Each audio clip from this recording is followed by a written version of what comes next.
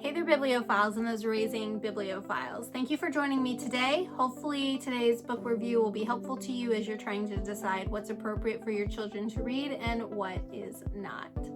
So today's book review is a little bit different. I'm kind of still in that same little genre. I was trying to find a replacement. So if you saw my earlier reviews for a teen romance book, well, marked for teens, but the characters were 18, for teenagers, for young adults, and I wanted to try and find something that was in that same genre but would be more appealing and more appropriate for our young readers, and hopefully those coming from a biblical worldview, because that genre can be definitely difficult to find, as I've been experiencing.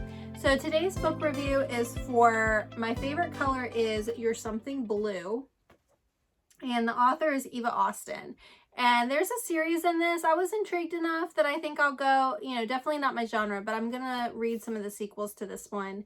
And hopefully I can give some feedback on those later this year if I'm able to get to them. So in this particular book, we again are having characters who are older, generally that 17, 18 range. Both of the characters in this particular book are 18. The boy is sort of on the cusp of 19, last year of high school. The girl is beginning to go into Morgan. And so we still have a little bit of that same teetering age range that you saw with Better Than the Movies book review. So, I have a hard time, and I guess that's a difficult genre to write for and still keep the characters' ages appropriate. So, take that for what it is. But this particular one, we are dealing with older characters still. So My Favorite Color is You're Something Blue by Eva Austin, is that teen young adult romance novel. Austin is a Christian author. And so realistically, this is a pretty clean book when you're talking about romance and that kind of stuff. And so definitely not my favorite genre. However, I'm really glad that she is filling a need, because there is a market for these type of books, and we do have young people who are interested in this genre. They've seen maybe some romantic comedy movies. They're just more inclined with some of those things. So the premise of this particular book is that there's a weekend wedding in Oklahoma. So Ava and Hudson are the happy couple, and they're the ones who are getting married. Morgan is 18, and she is coming to the wedding. She is one of the bridesmaids. Meanwhile, Will, he's 18, 19-ish, and he's attending the wedding as well, but he is a cousin to the groom. And so just to give you a little taste of their early interaction here in chapter 1. And so one thing with this book is you do have some of the perspectives go back and forth. So some chapters are Morgan, some chapters are Will. I will say more chapters are Morgan than Will, but you do have those. So this is from chapter 1. I paid for the icy, almost wishing he would have chosen the smile and ignored the call. I apologize. But it's for the best. As I get to my car, I pause. I forgot the ibuprofen. I swing around, rummaging in my purse to locate the debit card I dropped inside, and crash into someone. A tall someone with khaki shorts and a Hawaiian button-up. "Watch it," he snaps as we jump back from each other, but not before the icy crushes between us and he drops his coffee. My feet are fire and ice.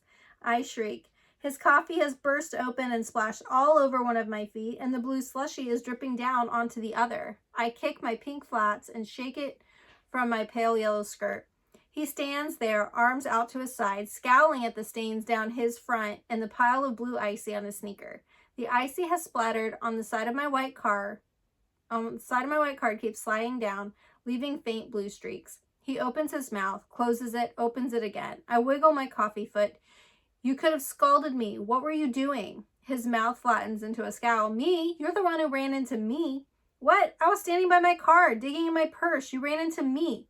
I lift the bag, still hooked over my arm, and then groan. "It's in my purse." So this is their sort of first interaction. Ava, the bride, used to babysit Morgan, and so they have continued and developed a friendship from that. They were also neighbors, and so that's what sort of brings Morgan to this event, because Ava and Hudson are older, but you know, they're getting married now. They're like out of college or like just about. It doesn't fully say in the book unless I just really missed that. So like I said, a little bit of an age gap in the bridal party. So Morgan and Ava, though, are clearly friends. Will and Hudson, like I said, are cousins, and Will has recently graduated high school. So they're getting married in the summer. Will has just graduated. Will is planning to go to Oklahoma University in the fall. So they have this whole icy event at the beginning. Ava is the one who wants an icy. Morgan stops by and gets one. And so then when she gets to where the bride, where they're all staying at for the weekend and for the wedding, for the bridal whole weekend, then she is there and has this whole story to tell about all the craziness that happens. And of course, this whole comedic scene of them entering and leaving the convenience store for the icy and the coffee. There's a lot of heated frustration there that's even more in the story, but then they both end up at the same dinner. So Hudson's waiting for his cousin. Lo and behold, of course, it's Will. Ava was waiting for Morgan. And so they end up showing up just moments after each other and realize like what's been going on. So if managing the awkwardness between the two isn't enough, the wedding planner, Evelyn, ends up getting sick and she cannot continue. And then Fran, who's Ava's mother, sort of steps in to finish out the wedding to-do list. But what she does is she kind of forces Morgan to have to take care of it. And Will, trying to make up a little bit of what happened, he volunteers to help. And through a series of events, the ice between Morgan and Will sort of begins to melt.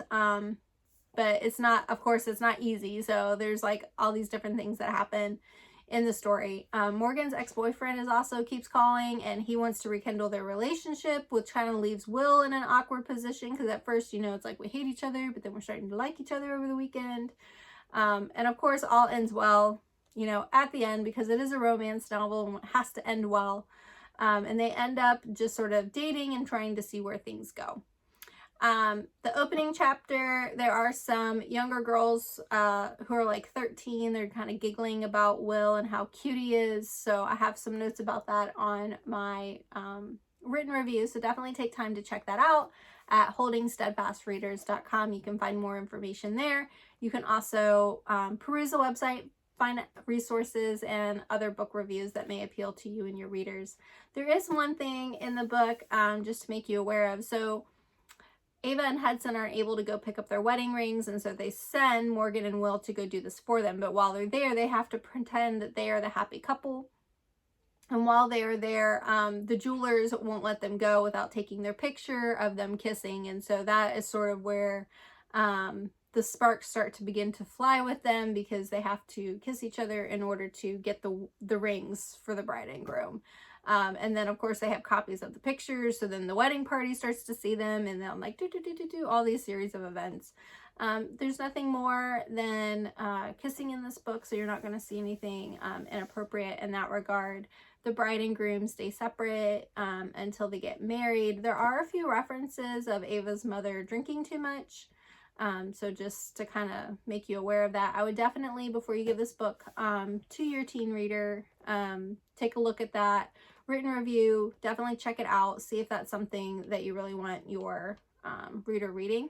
Overall, while it's not my genre, it was good. It was clean, a good romance story for teen girls. There was nothing smutty, there was nothing provocative, and so there, like I said, there's a few other books in this series, so I think I might take a chance and read some of those. And if I do, I will definitely post more information and share that with you. So parents, if you've got teen girls who are into this genre of romance and you're trying to find something clean for them to read, definitely go check out the review first. But this is definitely a lot cleaner than many of the other books that I have read out of this genre.